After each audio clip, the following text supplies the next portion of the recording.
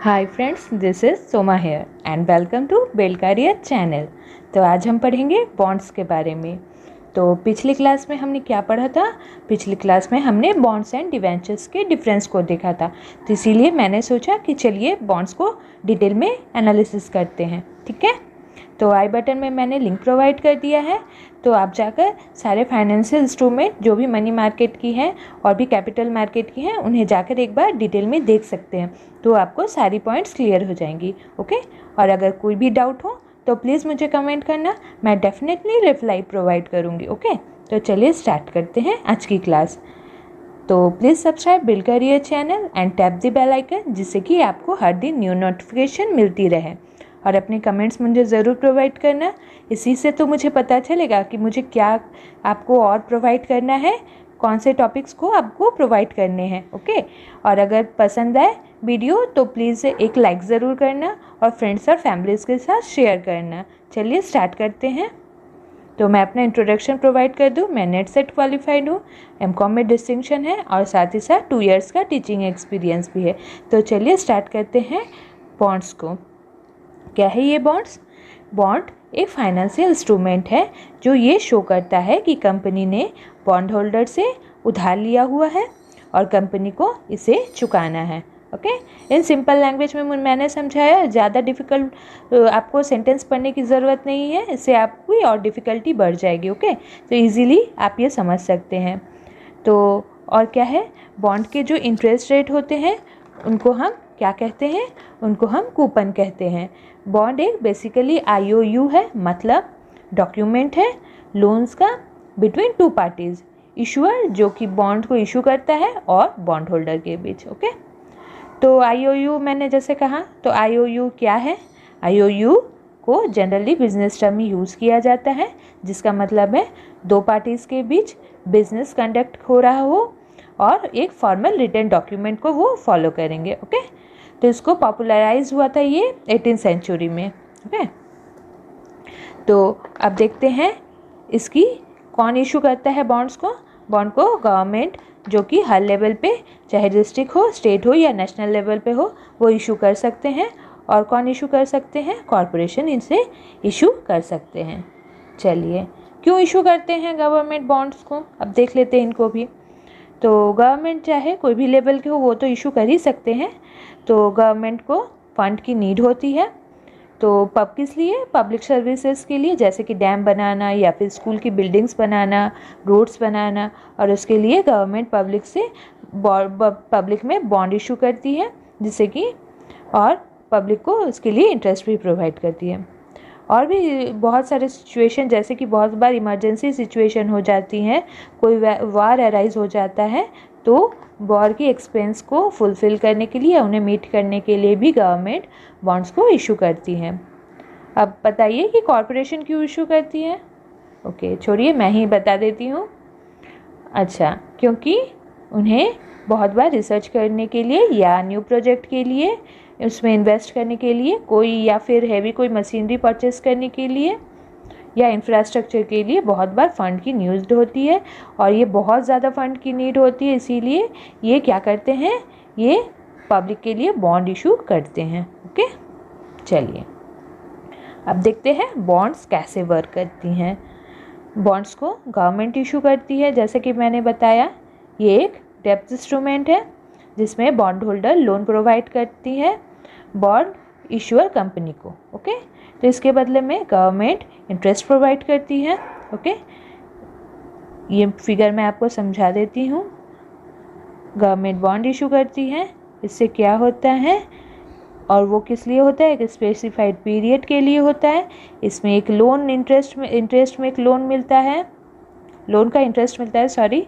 तो और उसके बाद क्या होता है, ये इंटरेस्ट रिडम्पशन पीरियड के टाइम पे प्रिंसिपल अमाउंट के साथ बॉन्ड होल्डर को रिसीव हो जाता है। ओके, तो बॉन्ड्स को कोलैटरल सिक्योरिटी प्रोवाइड की जाती है, यानी बॉन्ड्स सिक्योर हो जाते हैं। अगर बॉन्ड इशूअर अगर बॉन्ड्स के लोन को ना चुका पाए तो बॉन्ड होल्डर क्या कर सकते हैं? कोलैटरल सिक्योरिटी को बेचकर अपना अमाउंट वापस रिलीज़ कर सकते हैं। ओके, चलिए नेक्स्ट को देखते हैं। फीचर्स क्या क्या हैं बॉन्ड की। तो ये क्या होता है, ये सिक्योर्ड बाय नेचर होता है। बॉन्ड्स क्या होते हैं, बॉन्ड्स सिक्योर होते हैं बाय नेचर, मतलब बॉन्ड्स को कोलैटरल सिक्योरिटी से, जैसे कि मैंने पहले ही बताया कि ये सिक्योर होते हैं बाय इशूअर कंपनी, और अगर in case issuer company fulfil नहीं कर पाए उस अमाउंट को एट द मैच्योरिटी डेट, तो बॉन्ड होल्डर्स अपने अमाउंट को कोलैटरल बेच कर रियलाइज़ कर सकते हैं अपने अमाउंट को। ओके, इसमें लो इंटरेस्ट रेट होता है क्योंकि ये बहुत सिक्योर होते हैं और गवर्नमेंट बेस्ड होते हैं, इसीलिए बॉन्ड्स में सिक्योरिटी रिस्क कम होती है, सिक्योरिटी प्रोवाइड की जाती है इसीलिए रिस्क कम होती है, इसीलिए ये इंटरेस्ट रेट भी इनका लो होता है as compared to debentures. Risk factor low होता है बॉन्ड्स में क्योंकि ये गवर्नमेंट बैक्ड सिक्योरिटीज़ हैं, साथ ही साथ इनमें कोलैटरल से भी सिक्योरिटी प्रोवाइड की जाती है। ओके, लिक्विडिटी, जब लिक्विडेशन का टाइम होता है तो बॉन्ड होल्डर को ऑलवेज प्रेफरेंस मिलता है, उसके बाद ही डिवेंचर्स वालों को मिलता है। तो मैंने पिछली क्लास में दोनों का डिफरेंस करवाया भी था, आप चाहें तो जाकर देख सकते हैं, आई बटन में मैंने उनका लिंक भी प्रोवाइड कर दिया है। ओके, चलिए अब देखते हैं कन्वर्टिबिलिटी को। बॉन्ड्स को आप कन्वर्ट नहीं कर सकते इक्विटी शेयर्स में। ओके, क्रेडिट वर्दीनेस कैसे चेक किया जाता है कि जिस कंपनी में आप कर रहे हैं वो सही है या नहीं, या आपके बॉन्ड्स के पैसे आपको मिलेंगे या नहीं। वैसे तो ये कोलैटरल सिक्योरिटीज़ पर बेस्ड होते हैं, पर फिर भी इनकी बहुत सारी क्रेडिट रेटिंग एजेंसीज़ हैं, ये उन्हें बॉन्ड्स की जो भी क्रेडिट वर्दीनेस है ये चेक होती रहती हैं। ओके, तो चलिए नेक्स्ट पेज पे चलते हैं। क्रेडिट रेटिंग एजेंसी कौन कौन है बॉन्ड्स के लिए, स्टैंडर्ड एंड पुअर्स, ये तीनों क्रेडिट रेटिंग एजेंसी हैं, नाम देख लीजिए, मूडीज़ एंड फिच रेटिंग, और भी बहुत सारी हैं, फिर भी मैंने तीन के नाम ये जो इम्पोर्टेंट है मैंने उन्हीं को इंक्लूड किया है। चलिए अब देखते हैं कि कौन कौन से टर्म रिलेटेड हैं बॉन्ड्स से। ओके, चलिए तो फेस वैल्यू क्या है बॉन्ड्स में। फेस वैल्यू एक वो अमाउंट है जो कि जब कंपनी पहली बार बॉन्ड को इशू करती है तो ये वही अमाउंट है। ओके, फर्स्ट टाइम इसे बॉन्ड को इशू किया जाता है इस अमाउंट पे, और हो सकता है इसको फर्स्ट टाइम के बाद अगर रिडीम कर लिया जाए तो सेकेंड टाइम पे इसे हो सकता है वो डिस्काउंट पर भी इशू कर दिया जाए। ओके, कूपन रेट क्या है, कूपन रेट एक ये सिंपली आप समझिए ये रेट ऑफ इंटरेस्ट है बॉन्ड का। ओके, मैच्योरिटी पीरियड क्या है, यहाँ पे एक वाई नहीं होगा, मैंने इसे गलती से लिख दिया है। ओके, यहाँ पे वाई नहीं होगा। ओके, चलिए। ओके, मैच्योरिटी डे क्या है, मैच्योरिटी डेट है जिस डेट को बॉन्ड रिडीम कर लिया जाता है और बॉन्ड होल्डर को उसका प्रिंसिपल अमाउंट के साथ इंटरेस्ट भी उसे पे किया जाता है। ओके, इशू प्राइस क्या है, इशू प्राइस है जिस प्राइस पे बॉन्ड इशूइंग कंपनी जो बॉन्ड को इशू करती हैं बॉन्ड होल्डर्स को वो सेल करते हैं। ओके, चलिए अब इनकी टाइप्स को देखते हैं कि बॉन्ड्स की क्या क्या टाइप्स हैं। वैसे बहुत सारी टाइप्स है, मैं आज कुछ को करूँगी और सेकेंड डे नेक्स्ट डे मैं कुछ और को आपको बता दूँगी। ओके, तो आज 5 करके देखते हैं क्योंकि यहाँ पे बहुत लंबी क्लास हो जाएगी। चलिए अब देखते हैं फ्लोटिंग रेट बॉन्ड्स क्या हैं। फ्लोटिंग रेट बॉन्ड्स वो बॉन्ड्स होती है जो कि हर साल इंटरेस्ट रेट इनका चेंज होते रहता है।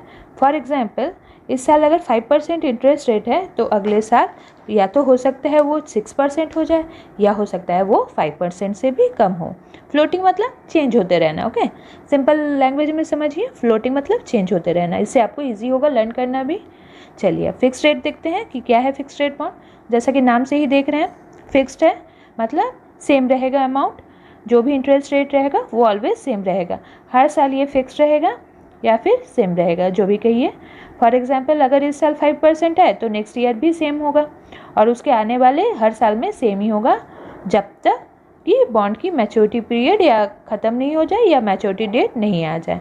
ओके, चलिए अब समझते हैं इन्फ्लेशन इंडेक्स बॉन्ड क्या है। ये इन्फ्लेशन इंडेक्स बॉन्ड वो बॉन्ड है जो मार्केट में होने वाली इन्फ्लेशन या डिफ्लेशन के हिसाब से बॉन्ड की इंटरेस्ट रेट इंक्रीज़ या डिक्रीज़ होती है। इन्फ्लेशन अगर मार्केट में प्रेजेंट है तो बॉन्ड की इंटरेस्ट रेट भी बढ़ेगी, और अगर मार्केट में डिफ्लेशन है तो बॉन्ड की इंटरेस्ट रेट भी उसी के हिसाब से डिक्रीज़ होगी। ओके, बहुत सिंपल है, सिंपल लैंग्वेज में समझने की कोशिश कीजिएगा, ईजी होगा इससे। बॉन्ड्स विथ कॉल ऑप्शन, क्या है ये बॉन्ड्स विथ कॉल ऑप्शन? इसमें जो कंपनी बॉन्ड इशू करती है वो कंपनी बॉन्ड को इशू करने से पहले ये मेंशन करती है कि ये बॉन्ड क्या है, कॉल ऑप्शन बॉन्ड है। ओके, और उसके रूल रेगुलेशन गाइडलाइंस भी प्रोवाइड कर देती हैं। कॉल ऑप्शन बॉन्ड क्या है? एक ऐसा बॉन्ड होता है जिसमें कंपनी बॉन्ड को मैच्योरिटी पीरियड से पहले भी चाहे तो वो रिडीम कर सकती है। कंपनी बॉन्ड होल्डर को प्रिंसिपल अमाउंट के साथ इंटरेस्ट पे कर बॉन्ड को रिडीम कर लेती है। ओके, तो ये क्यों करती है? ये वो मार्केट सिचुएशन है जब बॉन्ड का इंटरेस्ट लो रेट पर होता है और कंपनी लो रेट पर बॉन्ड होल्डर्स को इंटरेस्ट पे कर उस बॉन्ड को फिर से इशू कर देती है लो इंटरेस्ट पर। ओके, क्यों करती है ऐसा कंपनी? क्योंकि कंपनी से अपना लॉस को रिकवर करना चाहती है। ओके, तो मैंने आपको ये क्लियर समझा दिया है। तो अगर आप चाहें तो इसे एक बार और देखना, अगर आपको टाइप समझ में नहीं आया तो डिटेल में देखना एक बार, जिससे कि आपको पॉइंट्स क्लियर हो जाएंगे। चलिए पुट ऑप्शन को अब समझते हैं कि क्या है पुट ऑप्शन। इसमें उल्टा होता है। उसमें क्या था? उसमें कंपनी के पास ये राइट था कि वो जब चाहे रिडीम करवा सकती है बॉन्ड्स को। ओके, तो इसमें क्या होता है? बॉन्ड होल्डर्स के पास राइट होता है कि वो अपने हिसाब से बॉन्ड को कंपनी को बेचकर अपना principal amount with interest maturity period से पहले ले सकती है। और बॉन्ड होल्डर क्यों चाहेगी कि वो अपना बॉन्ड को कंपनी को बेच दे? क्योंकि बॉन्ड होल्डर इसलिए चाहेगी, या तो हो सकता है उस टाइम पे कंपनी की फाइनेंशियल पोजीशन उसे लग रहा हो इन फ्यूचर ख़राब होने वाली है, या फिर बॉन्ड होल्डर को पैसे की नीड हो। ओके, तो फिर बॉन्ड होल्डर क्या करता है? वो मैच्योरिटी डेट से पहले ही बॉन्ड को बेचकर अपना अमाउंट रिकवर कर लेता है, जिससे कि फ्यूचर में उसे लॉस बियर ना करना पड़े। ओके, तो आज 5 ही हम टाइप्स पढ़ेंगे। नेक्स्ट डे मैं सारे टाइप्स आपको करवाऊंगी। ओके, तो आज यहीं पे क्लास एंड करते हैं। और अगर क्लास पसंद आए और मेरी जो भी मेहनत है आपको अच्छी लगे तो प्लीज़ एक लाइक तो बनता है, और अपने फ्रेंड्स और फैमिलीज़ के साथ ज़रूर शेयर करना। ठीक है, चलिए, थैंक्स फॉर वॉचिंग। अब एक बार चैनल को सब्सक्राइब कर दीजिएगा। Thank you.